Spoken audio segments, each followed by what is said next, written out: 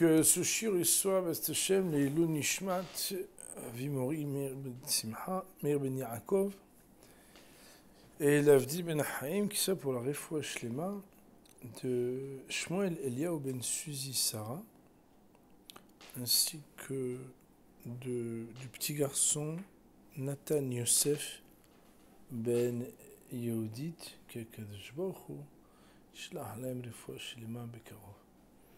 Avdil aussi pour le souvenir de Madame Zora Bat Messaouda.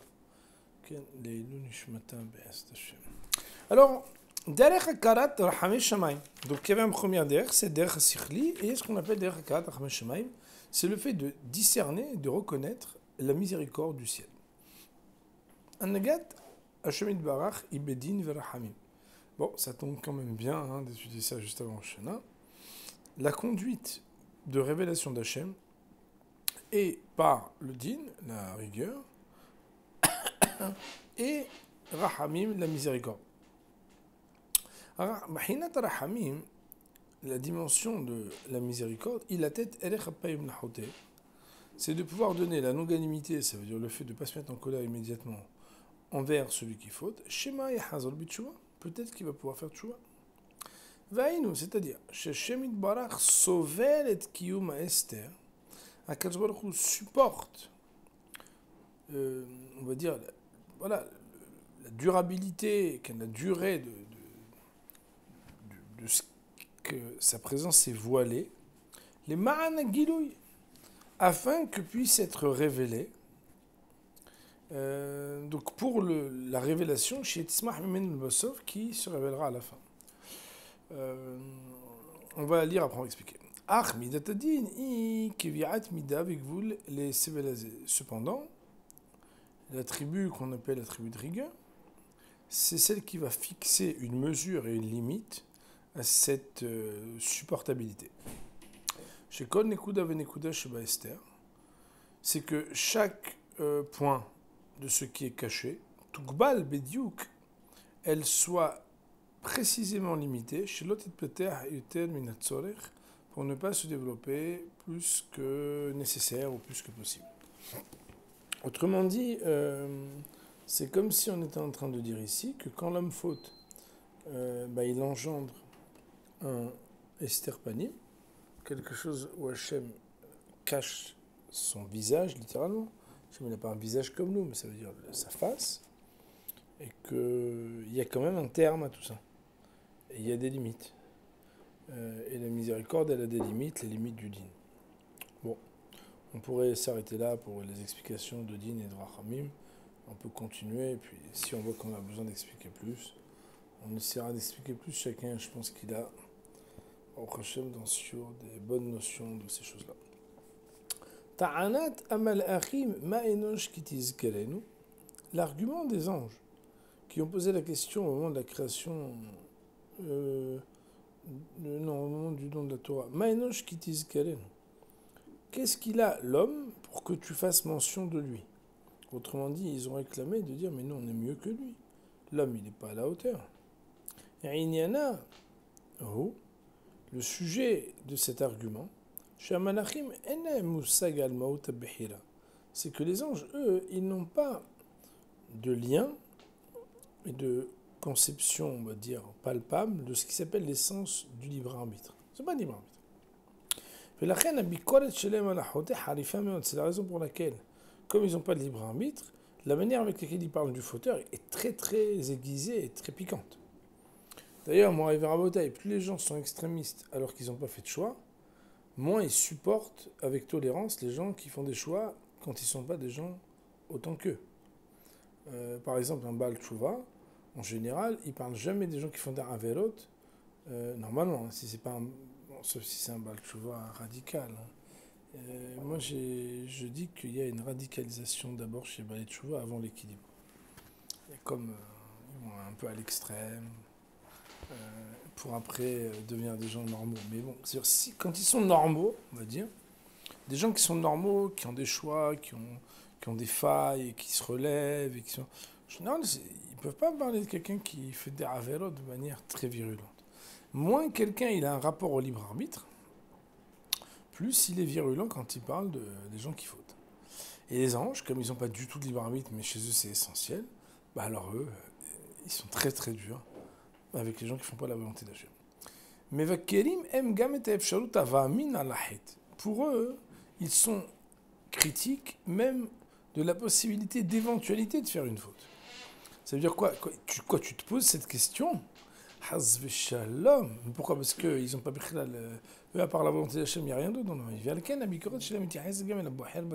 C'est la raison pour laquelle, pour eux, même si tu fais le bon choix, le simple fait de te poser des questions, est-ce que je vais faire le mauvais choix, c'est quelque chose qui est inadmissible. Quoi? Tu as eu une difficulté? Tu t'es posé la question une seconde? Ça, c'est quelque chose qu'un ange ne peut pas comprendre. Que même un seul instant puisse apparaître aux yeux de quelqu'un le mensonge comme étant une vérité, c'est impossible. Viotalmisé, plus que ça. Pour eux aussi, le concept de la révélation de quelque chose qui était caché. C'est pas ce que ça veut dire. Pourquoi? Parce que eux, il n'y a pas de voile et de distance.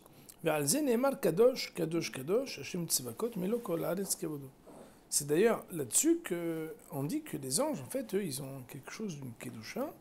Parce que eux, Malek Olaretz Kevodo, ils ont une asaga, une manière de voir les choses qui est au-dessus. Alors, juste le Rav ici, il veut expliquer autre chose. Il veut dire que, et d'ailleurs il le dit dans la suite, en fait, moi j'ai voulu dire ça parce que dans le Kadosh, Kadosh, Kadosh, vous vous rappelez qu'il y a les versets en araméen dans la Tfila. Et en fait, dans les versets qu'on dit en araméen, on parle des différentes glouchot. Mais ici, le Rav, il veut dire que la fin du verset de Isaïe, il dit Melo kol haaretz kevodo. Le kavod d'Hachem remplit toute la terre. Il dit le Rav ki kvod Hachem musag be'ikar et tahdonim. L'honneur d'Hachem est quelque chose qui s'aborde, qui se comprend, plus par les créatures qui sont des créatures célestes, terriennes, donc des hommes, pas des anges, que ceux qui sont dans les hauteurs. D'ailleurs, on sait que chaque homme, il peut avoir un esprit critique par rapport au niveau où des gens qui sont en dessous de lui ne sont pas encore à la hauteur. Par exemple, quelqu'un qui est un peu religieux est critique, ou il est très critique, des gens qui sont un peu moins religieux. Quelqu'un qui est très très religieux, il peut être critique des gens très religieux. Quelqu'un qui est très très très religieux, il peut critiquer le niveau en dessous, très très très religieux, etc. Donc en fait, c'est un truc qui est aiguisé par rapport à là où toi tu vois. Des fois, tu n'arrives pas à comprendre qu'il y a des gens qui ne voient pas les mêmes choses. Tu n'arrives pas à comprendre que les gens, ils sont à un niveau différent. Même si en fait le gars, il est né dans une yeshiva. Donc sa mère, elle a couché dans une yeshiva, il a grandi dans une yeshiva, dans la Torah, dans les mitzvot. Mazal tov, ils sont restés là-bas. Donc le gars, en fait, il a grandi avec un biberon de Gemara, ça. Donc en fait, Maïshko. Et en réalité, il n'a pas fait un grand chemin pour ça. C'est extraordinaire de naître dans un endroit de Torah.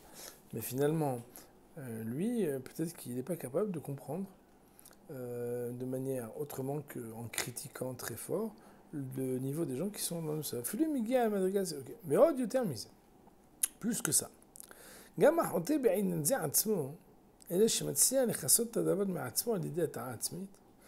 Plus que ça. Même quand quelqu'un il faute, mais qu'il réussit à se le cacher, en se trompant, en se disant que lui, il est comme si, mais qu'en réalité, c'est pas un vrai fauteur, et tout ça autre chose.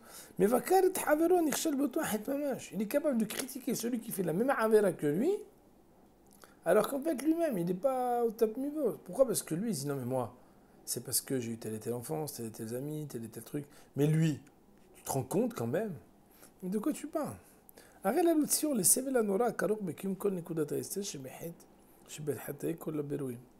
On peut donc se configurer combien c'est possible de comprendre la difficulté de supporter tout ce qui s'appelle le Esther, des fautes de toutes les créatures. Combien il faut de longanimité? Quelque part, Klapemala, ça veut dire Hachem, combien il est patient. Dernièrement, avec certains de nos amis, on a étudié Tomer Dvorah, on a parlé de la capacité d'Hachem à avoir cette patience extraordinaire, de supporter l'insupportable. Je vous inspire je vous suggère de regarder ce shiur qui s'appelle Qui supporte l'insupportable, pour voir comprendre dans les mots, combien c'est. Mais quelque part, là où tout est galouille, là où il n'y a que la volonté d'Hachem,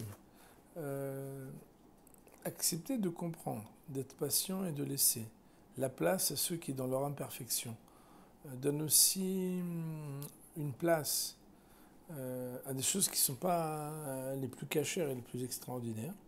C'est l'expression d'un rahamim extraordinaire de la part d'Hachem.